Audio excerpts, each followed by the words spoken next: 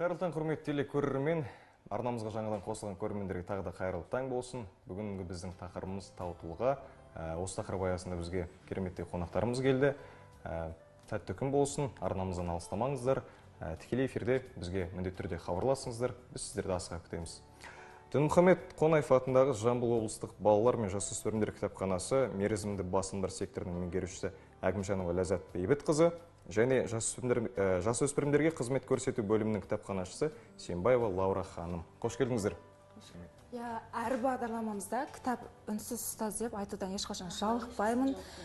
Ендеше сізбен біз болып, қадірлі көрермен, кітапханашы өміріне бірге бойласақ, өздеріңізбен бірге қандай кітаптар алып келдіңіздер? Мені қызықтырып отырғаны, ең алдымен неден бастайсыздар?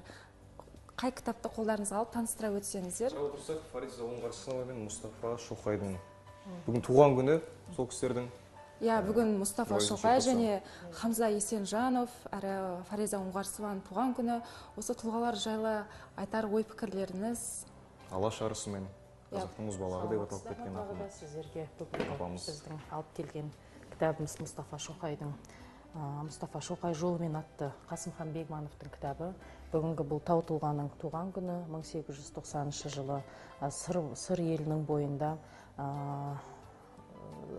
елінің бойында дүниеге келген біздің тарихи тұлғамыз.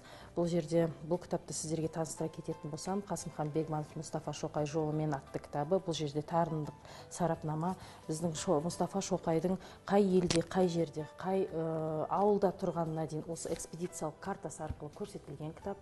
Бұл кітаптың ішінен тағы да біз айта кететін болсақ, осы Мұстафа Шоқайдың өмір сүрген, қызмет атқарған жерлері, онымен бірге дос болған, онымен бірге іскер болған кісілердің ойлары, өзінің жары туралы жазылған. Одан кейін туған жері, әр болған елінде қалай қандай іс-шараға қатысқаны, қай жерде сұхбат өткені, қай жерде өмір сүргені барлығы толық осы кітапта суреттелген.